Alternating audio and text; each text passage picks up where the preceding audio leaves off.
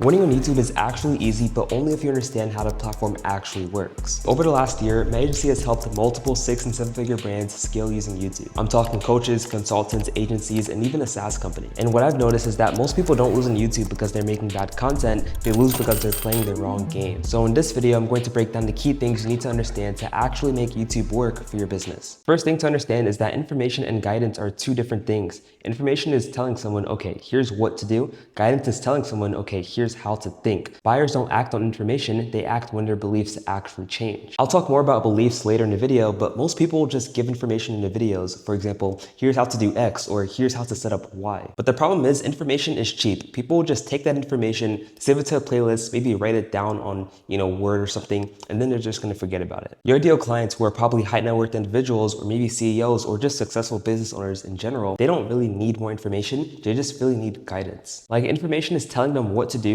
but guidance is telling them what to think. These are two different things. Like when you stop creating these generic tutorials and these generic videos and you start shifting how your audience actually views their own problems, that's when they're gonna pull out their credit card and start giving you the big bucks. Maybe I'll make a separate video about this, but the key thing to note is that information gets saved and guidance gets acted upon. So give them action items, tell them what to do, give them a whole entire game plan, and once they do it and they see success, they're gonna wanna work with you till the end. And that end is gonna be their desired result or their desired outcome. The next point is about thinking like an operator. Most business owners start a YouTube channel and they instantly turn into creators. They will look at Mr. Beast or these massive entertainment channels and they think, okay, I need more crazy edits, I need more fast cuts, and I need more broad topics so I can actually go viral.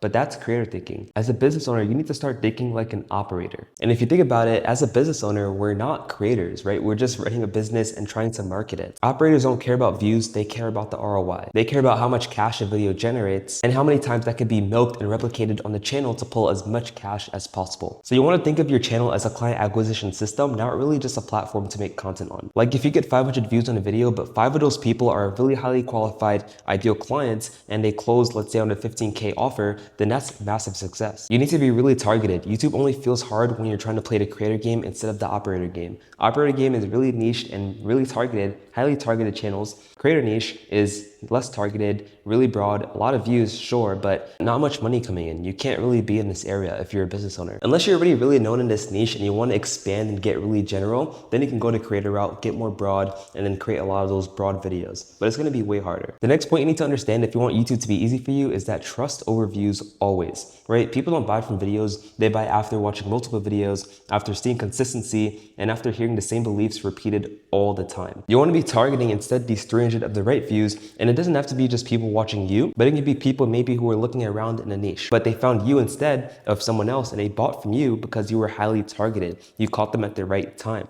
You didn't go really broad and try to funnel them with this top of funnel traffic. Instead, you went straight middle funnel or straight bottom of funnel. You got their attention, you got the social proof and the credibility, and now they want to just work with you. And of course, it's going to take a few videos for them to watch in order to actually buy from you. By a few, I mean a few hours, but it's way better than just going straight from top of funnel and then trying to nurture those people over the long game. Of course, it's a smart strategy, but you just mainly want to focus on middle and bottom of funnel content to convert a lot of people way faster. Honestly, I think that's the right way to go. Less top of funnel, more middle and bottom of funnel. But if you're playing the long game and you want to become a big creator in the future and you actually have that drive to actually make a lot of content and you don't just care about the business, you actually like content, then yeah, create that top of funnel content. But understand it's going to be a really long game and it's going to be harder to convert people rather than just focusing on middle and bottom funnel content. And understand that trust compounds faster than views. And now speaking of this, if we look at data from every type of visual marketing channel, even ads, for example, people don't buy high ticket from just watching one video. They buy after watching multiple videos, after seeing your consistency, after hearing all the beliefs that you've helped them shift in their mind, and all the beliefs that you've repeated over time. So this is why YouTube is so important. Sure, a 5-10 second ad can pop up every now and then. You're gonna see their face, you're gonna get familiar with them, but it's not stronger than a YouTube video where you have on your channel a library of videos for them to watch. That's already 5+ hours of content for them to get nurtured and buy from you from. It's a library of videos for them to consume and get to know, like, and trust you. If I look at the analytics of all of our most successful clients right now at my agency, the people who book calls usually watch anywhere from